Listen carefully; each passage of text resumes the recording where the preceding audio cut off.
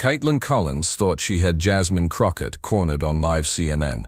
The seasoned anchor leaned forward with that smug look we've all seen before, ready to tear apart the freshman congresswoman from Texas. But what happened next shocked everyone in the studio and left Collins completely speechless for nearly 10 seconds of dead air.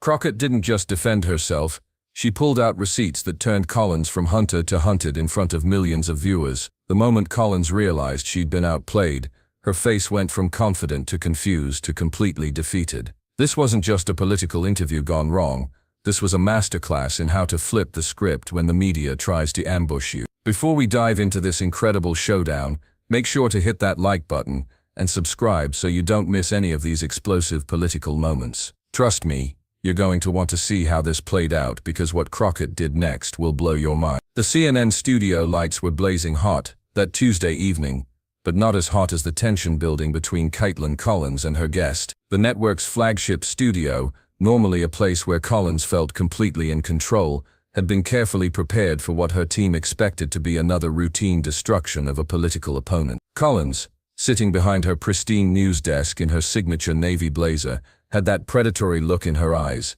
the same look she gets when she thinks she's about to destroy someone's political career live on television. Her research team had spent hours preparing what they believed would be devastating attacks, and Collins had reviewed her strategy multiple times that afternoon. The makeup team had applied her signature professional look, designed to project authority and confidence. Her earpiece was perfectly positioned to receive coaching from her producers if needed. Multiple cameras were positioned to capture every angle of what everyone at CNN expected to be Crockett's political destruction. Collins's team had even prepared follow-up questions designed to keep Crockett on the defensive throughout the entire interview. They had backup attacks ready if their primary strategy failed, and graphics prepared to display damaging information about Crockett's record. This was CNN's standard operating procedure for hostile interviews, overwhelming preparation designed to ensure their anchor always maintained control. Across from her sat Congresswoman Jasmine Crockett, the 43-year-old civil rights attorney turned politician who'd been making waves in Washington with her fearless approach to calling out hypocrisy. But while Collins's team had prepared attacks, Crockett had prepared something far more dangerous, the complete truth. Crockett looked calm, almost too calm for someone who was about to face what Collins clearly thought would be a career-ending interrogation. The red recording light blinked on, and Collins launched her attack with surgical precision. Congresswoman Crockett, you've been very vocal about transparency in government, but isn't it true that you've been hiding your own financial connections to several controversial donors? Her voice carried that condescending tone that makes viewers either love or hate CNN.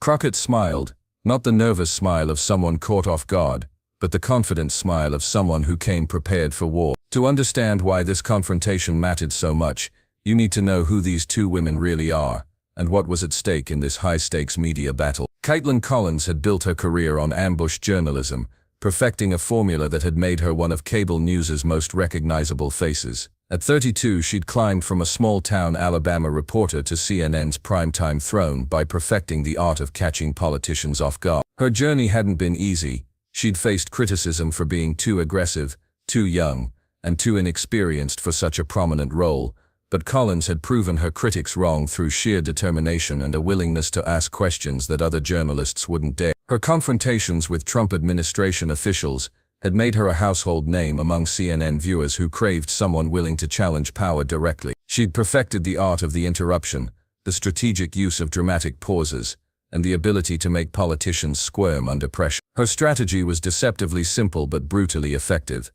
Ask gotcha questions, interrupt the answers before they could gain momentum, and make the guest look foolish while she looked brilliant. It had worked on dozens of politicians before, from seasoned senators to cabinet secretaries. Collins had a particular talent for finding the one question that would expose a politician's weakness and exploiting it mercilessly. Collins represented everything about mainstream media that drives conservatives crazy, but also everything that many liberals loved about post-Trump journalism. She'd made her name by aggressively questioning Trump administration officials, often turning policy discussions into personal confrontations that generated massive social media engagement. Her willingness to call out lies in real time had earned her respect from viewers tired of politicians getting away with misleading statements.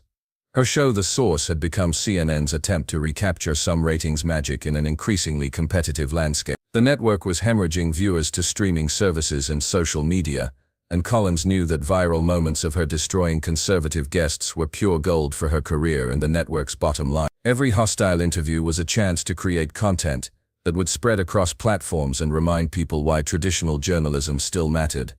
But tonight she'd picked the wrong target, and she was about to learn a lesson that would reshape her entire approach to political interview. Jasmine Crockett wasn't your typical freshman congresswoman, and Collins had made a fatal error in underestimating her opponent. Before entering politics, she'd spent over a decade as a civil rights attorney in Dallas, taking on cases that other lawyers wouldn't touch and winning against impossible odds. Her legal career was built on facing down powerful opponents who tried to intimidate her into submission. Crockett's courtroom experience was legendary among Texas legal circles. She'd taken on major corporations, corrupt officials, and entrenched power structures, always armed with meticulous preparation and an unshakable calm under pressure. Her most famous case involved exposing a police department's systematic civil rights violations, where she'd faced months of hostile depositions and character attacks before ultimately securing a multi-million-dollar settlement.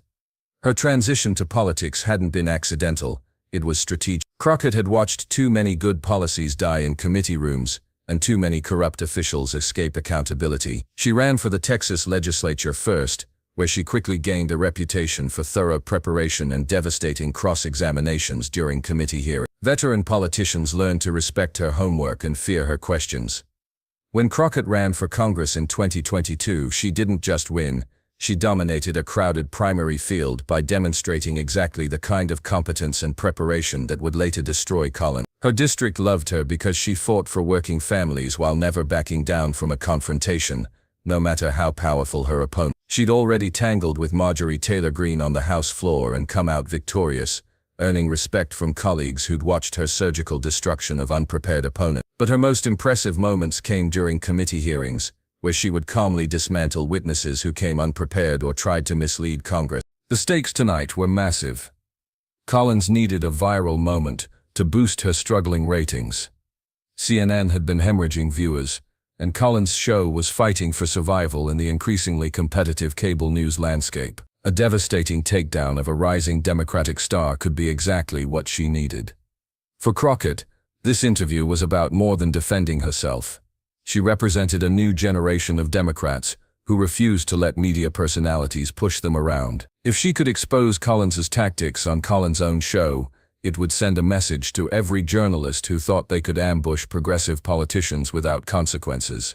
The Democratic Party was watching too. Crockett had been mentioned as a rising star, someone who could potentially challenge for higher office.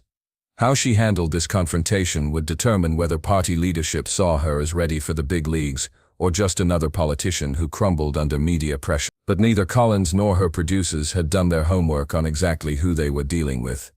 They saw a freshman congresswoman from Texas and assumed she'd be easy prey. They had no idea that Crockett had spent years preparing for moments exactly like this, where powerful people would try to intimidate her into submission.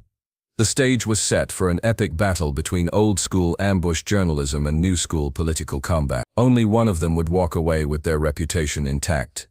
Collins wasn't done with her opening attack.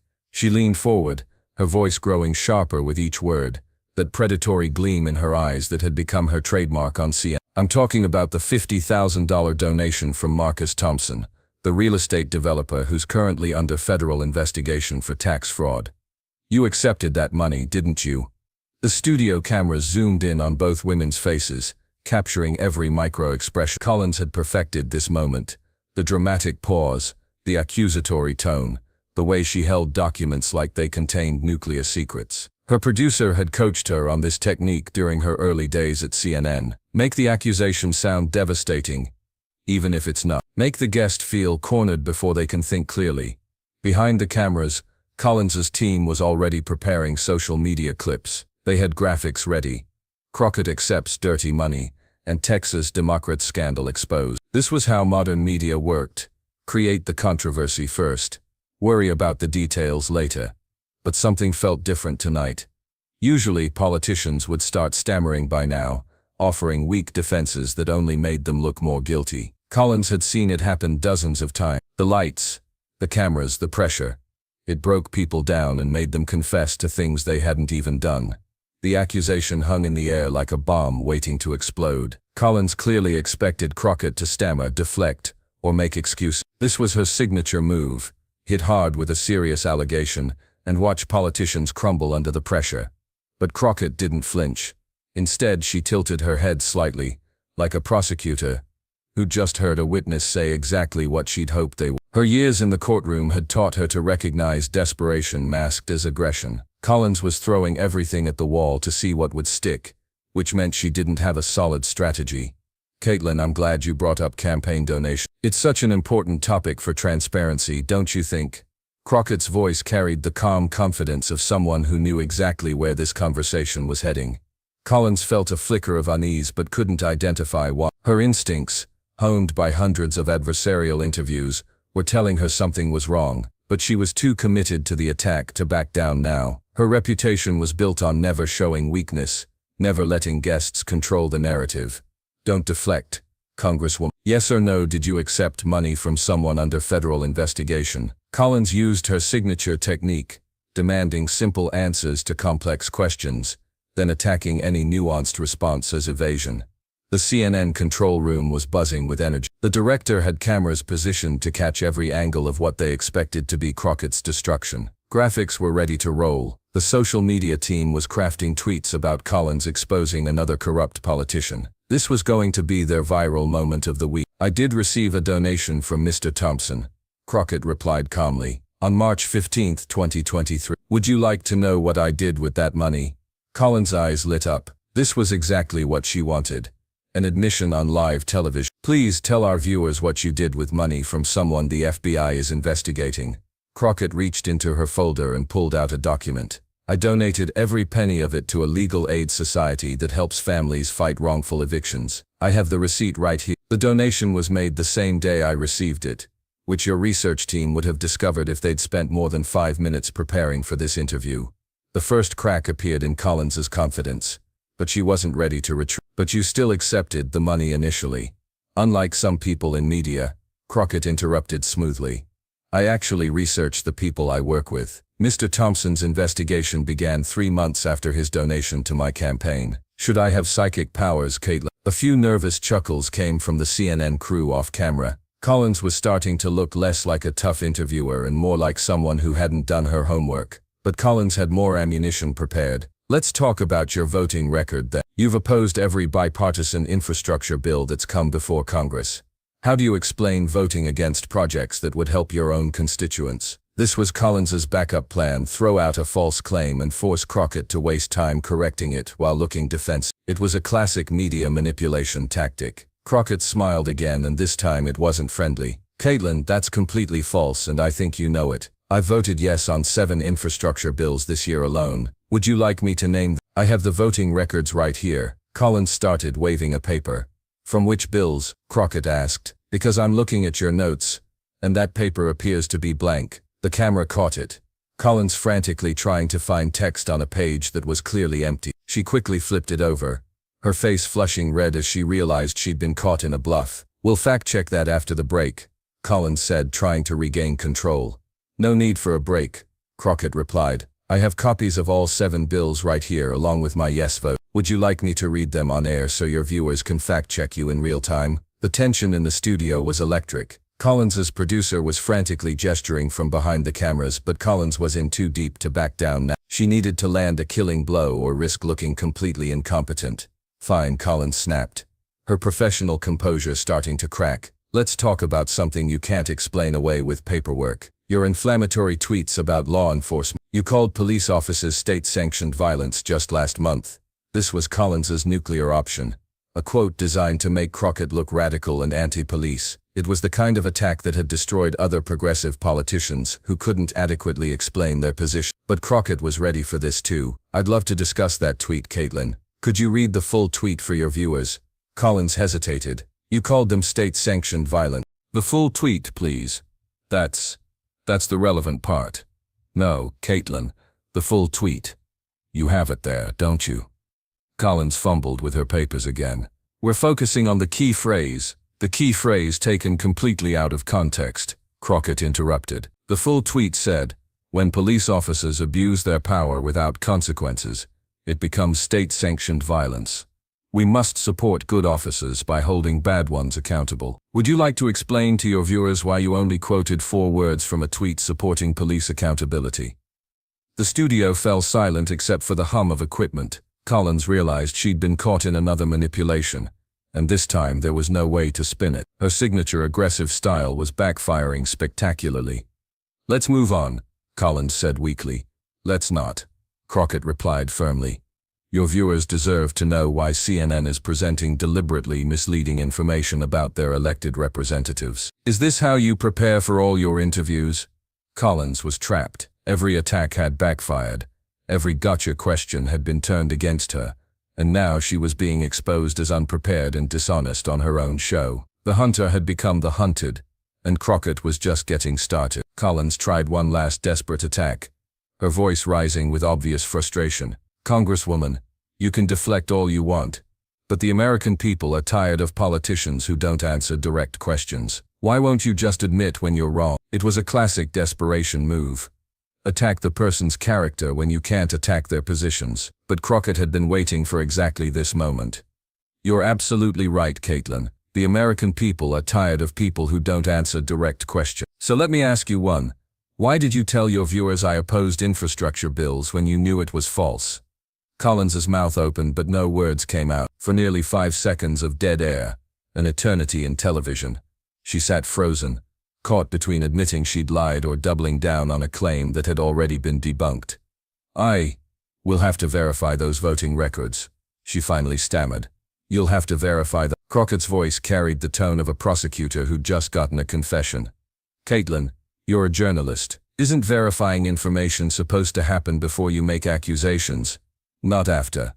The devastation was surgical. Crockett wasn't yelling or losing her temper. She was calmly and methodically exposing Collins as unprofessional and dishonest. But Crockett wasn't finished.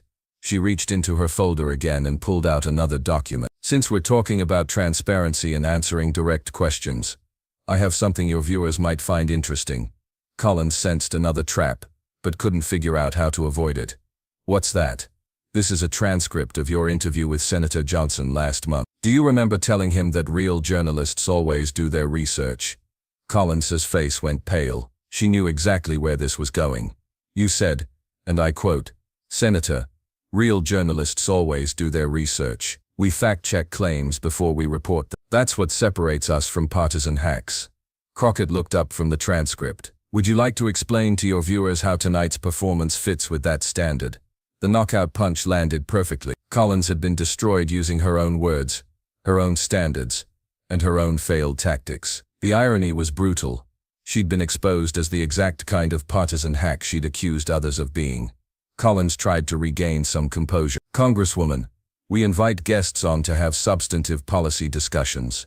"No, you don't," Crockett interrupted, her voice still calm but now carrying an edge of righteous anger. "You invite guests on to ambush them with misleading questions and out-of-context quotes. You don't want substantive policy discussions. You want viral moments where you look smart and your guests look foolish." The truth bomb exploded in the studio. Everyone knew Crockett was right, including Collins herself.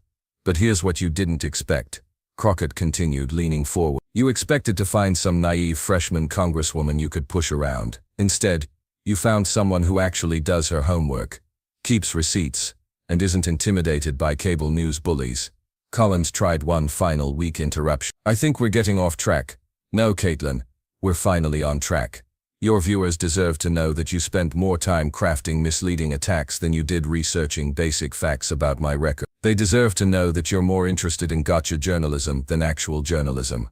The silence that followed was deafening. Collins had been completely dismantled on her own show, using her own tactics against her. She'd been exposed as unprepared, misleading, and unprofessional by someone she'd assumed would be an easy target. The CNN crew stood frozen behind their cameras, witnessing something they'd never seen before. Their star anchor, the woman who'd made her career destroying politicians, had just been methodically taken apart by her own guest. The power dynamic in the studio had completely flipped. Collins's makeup artist, watching from the wings, later told colleagues that she'd never seen Collins look so rattled. The confident smirk that had become her signature was gone, replaced by visible confusion and embarrassment. Her hands, usually steady as she shuffled papers for dramatic effect, were now trembling slightly.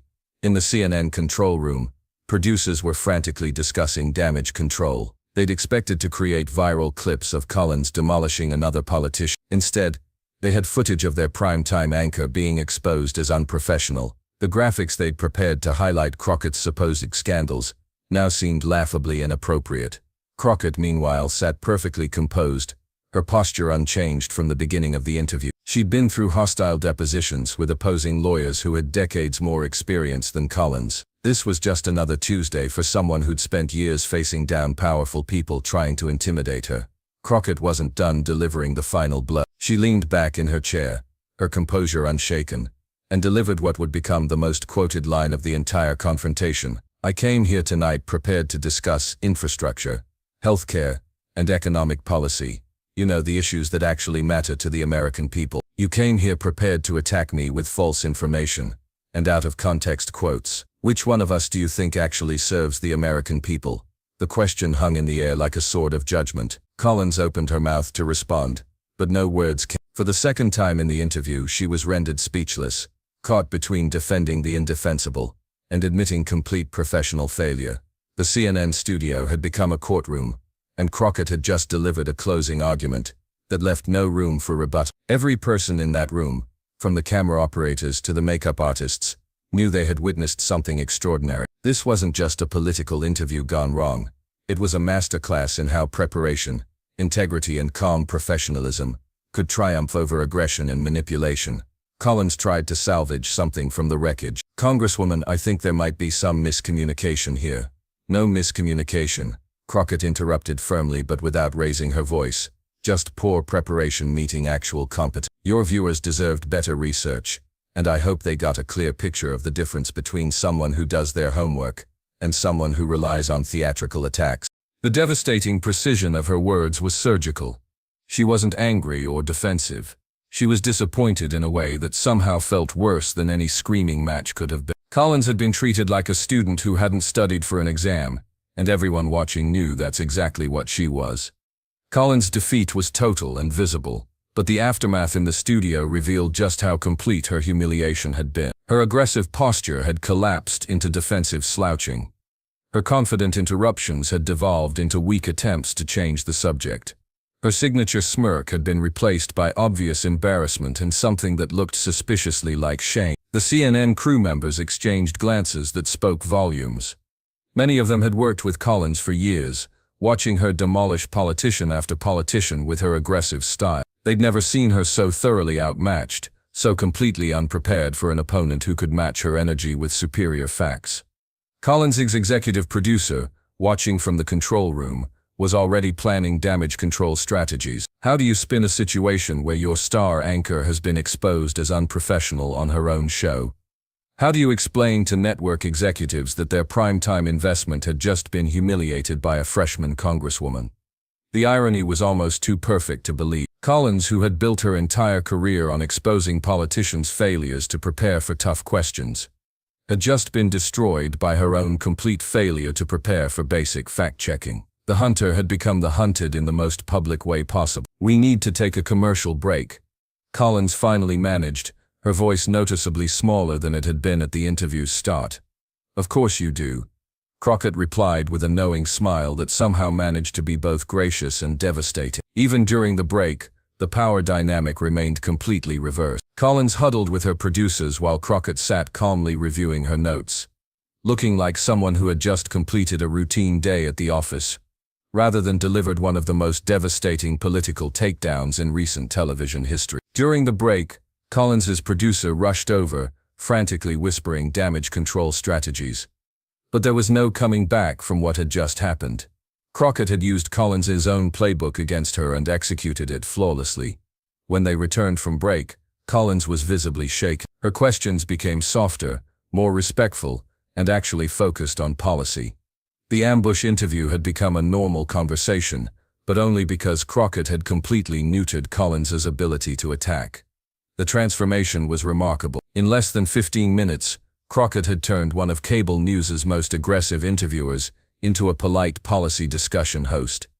She'd proven that media bullies only have power when their targets are unprepared or intimidated. By the end of the interview, Collins was thanking Crockett for her time in a tone that sounded more like an apology than a professional sign-off. The student had become the teacher, and the lesson was crystal clear: come prepared or get destroyed. The moment the interview ended, the internet exploded. Within minutes, clips of Crockett's destruction of Collins were spreading across social media like wildfire. But the reaction was more complex than anyone expected. Professional journalists were divided. Some respected Collins' aggressive style, arguing that politicians should be held accountable by tough questioning. But many more were horrified by her obvious lack of preparation and willingness to use false information. Columbia Journalism School professor Sarah Martinez tweeted, "This is exactly how not to conduct an interview. Making false claims isn't journalism, it's political theater." Twitter users were having a field day. The hashtag John Crockett Destroys CNN started trending within an hour, with thousands of users sharing their favorite moments from the interview. Progressive activists who'd been frustrated with Democrats' typically weak media performances finally had a champion to celebrate. But the viral moment that really took off was unexpected. Someone had created a split-screen video showing Collins' confident pre-interview promotional tweet, "Ready to ask the tough questions tonight," alongside footage of her sitting in stunned silence after being corrected. The contrast was so stark it became an instant meme format. YouTube compilation videos started appearing within hours. CNN host gets destroyed by facts racked up 200,000 views in the first 3 hours. Congresswoman brings irresistibles to hostile interview, hit 500,000 by morning. The comment sections were brutal for Collins, with viewers from across the political spectrum agreeing that she'd been thoroughly outclassed.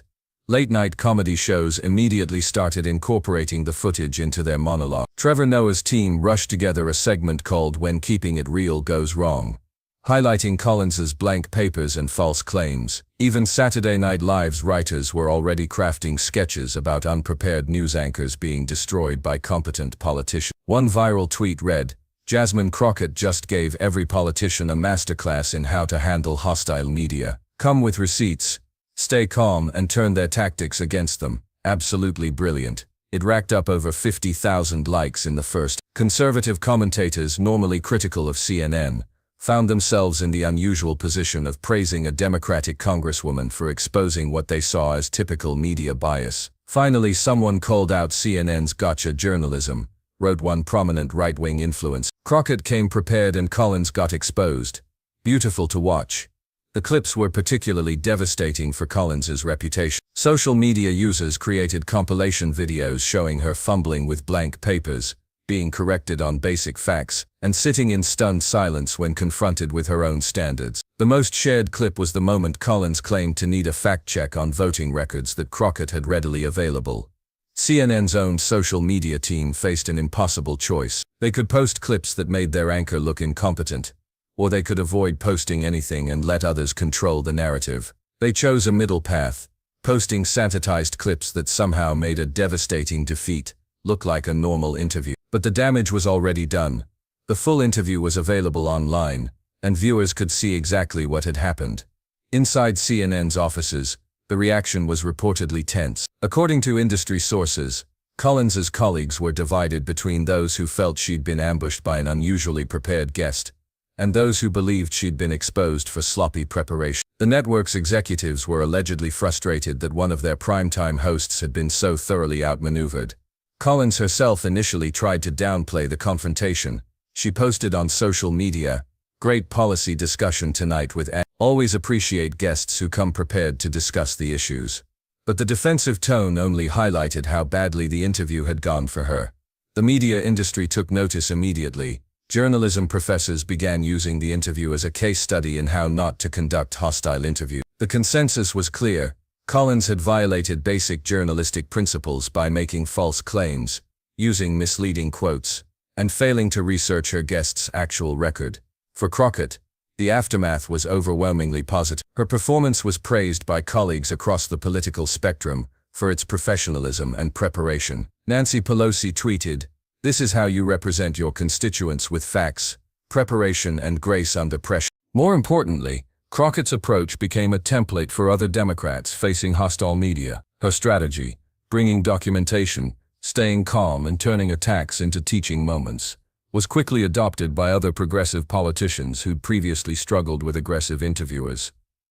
The interview also highlighted a broader shift in American politics. For years, media personalities had held most of the power in political interviews, able to control narratives through selective editing and aggressive questioning. But Crockett's performance showed that prepared politicians could flip the script and hold journalists accountable in real time. Democratic fundraising organizations reported a surge in donations following the interview, with Crockett's own campaign seeing a massive spike in small-dollar contributions. Voters were clearly hungry for politicians who could effectively fight back against what they saw as media bias and manipulation. The long-term implications were significant. Collins's show saw a temporary ratings boost from the viral controversy, but industry analysts noted that her credibility had been seriously damaged. Future guests would likely come more prepared, knowing that Collins could be defeated with proper preparation and documentation. The long-term implications were significant and far-reaching, extending well beyond just one embarrassing interview for CNN's primetime star. Collins's show saw a temporary ratings boost from the viral controversy, but industry analysts noted that her credibility had been seriously damaged among the political establishment she regularly interviewed.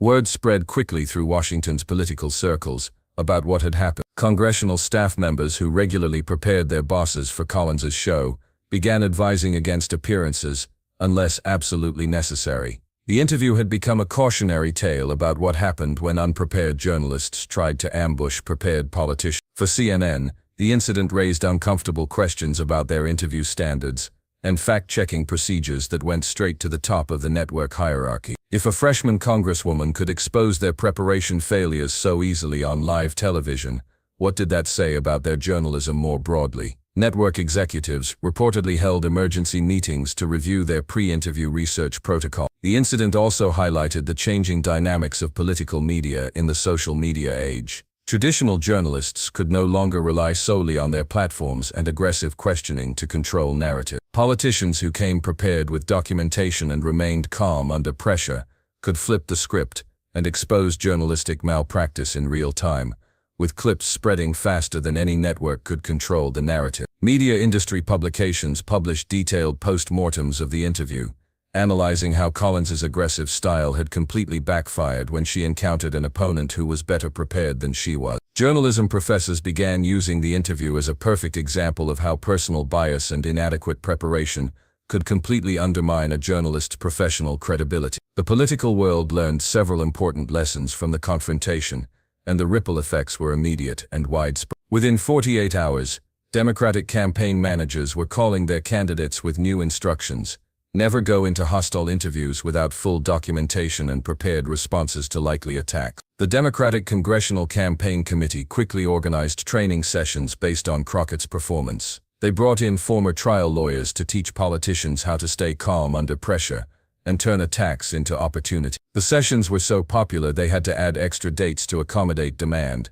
but the impact went beyond just Democratic politics. Republican strategists, while publicly dismissing Crockett's performance as gotcha politics in reverse, privately admired her preparation and execution. Some began advising their own candidates to adopt similar documentation strategies when facing hostile liberal media. Journalism schools started incorporating the interview into their ethics courses, using it as an example of how personal bias and poor preparation could completely undermine a journalist's credibility. The Columbia Journalism Review published a detailed analysis titled "When Advocacy Journalism Becomes Bad Journalism," examining how Collins's approach had backfired spectacularly. Media training companies saw a surge in bookings from politicians who wanted to learn Crockett's technique. Bring receipts, stay calm, turn their attacks against them, became the new mantra for political media preparation. Companies began offering specialized packages called Crockett-style interview prep. The interview also highlighted generational differences in political communication. Younger politicians, raised in an era of instant fact-checking and social media accountability, were generally better prepared for hostile interviews than their older colleagues. Crockett represented a new breed of politician who understood that documentation and preparation could neutralize traditional media advantages. Cable news networks quietly began reviewing their interview preparation standards. While they would never publicly admit it, the Collins debacle had shown how easily unprepared ambush journalism could backfire in the age of real-time fact-checking and viral video clips. The interview marked a turning point in media-politician relations. No longer could journalists assume that aggressive tactics would automatically win the day. Politicians who did their homework and stayed composed could turn the tables and expose poor journalism in real time. But perhaps most importantly, the confrontation showed viewers that they didn't have to accept misleading media narratives. When politicians came prepared with facts and documentation, the truth could emerge even in hostile interview settings. As the dust settled, one thing was clear: Jasmine Crockett had fundamentally changed how political interviews would be conducted going forward. She'd proven that with preparation, composure, and strategic thinking, even the most aggressive media personalities could be neutralized. The message to future interview subjects was simple: come prepared or don't come at all. And the message to journalists was equally clear: do your homework or risk being exposed on your own. This wasn't just a viral moment, it was a masterclass in political communication that would influence media relations for years to come. Crockett had turned a hostile interview into a teaching moment, and the lesson was one that both politicians and journalists would remember for a long time. What did you think of Crockett's masterful performance? Did she go too far, or was this exactly what politicians need to do when facing hostile media? Let us know in the comments below, and don't forget to subscribe so you never miss these incredible political moments. The next confrontation could be even more explosive, and you won't want to miss it when someone else decides to take on the media establishment and win.